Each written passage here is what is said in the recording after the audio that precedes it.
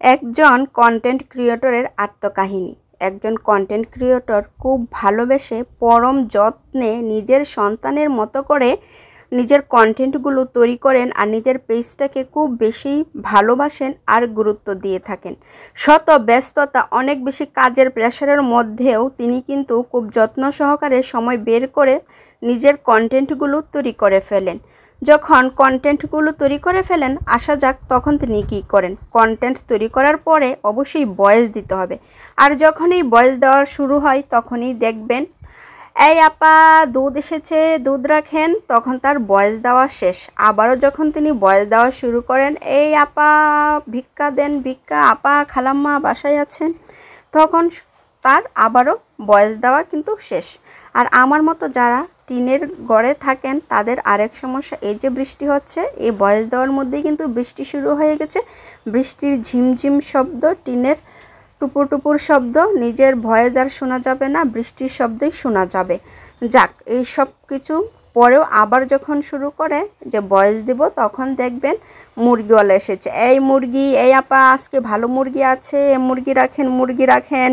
যদি দেখেন কোনো সারা শব্দ নাই, মুরগিওয়ালা আরও বেশি জোরে জোরে বলবেন আপা বাসায় নাই, মুরগি রাখবেন না, চলে গেলাম, ভালো মুরগি নিয়ে আসলাম।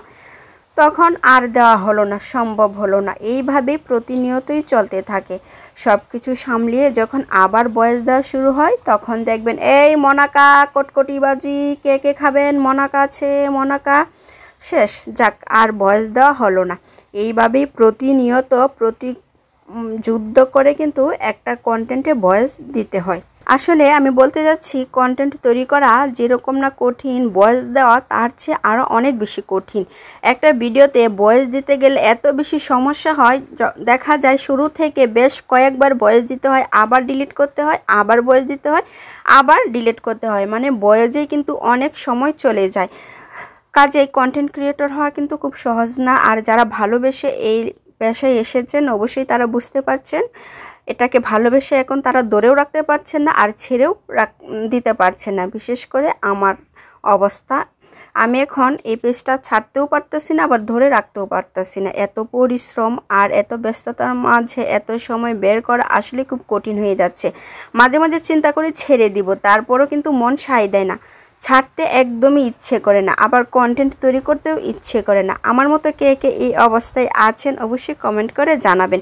যদিও এটা আমাদের শখের পেজ, একটা শখ হয়ে গেছে, তারপরও শারীরিকভাবে কিন্তু অনেক বেশি পরিশ্রম হচ্ছে, মানসিকভাবেও কিন্তু অনেক দখল যাচ্ছে। তারপরও কি আর করা, যেহেতু আমরা এর মধ্যে আসক্ত হয়ে গেছি, এটা আমাদের জীবনেরই একটা অংশ হয়ে গেছে। যাই হোক, কথাগুলো আপনাদের শেয়ার করলাম, ভালো লাগলো। আজ এই পর্যন্তই। সবাই ভালো থাকবেন, সুস্থ থাকবেন। আল্লাহ হাফেজ।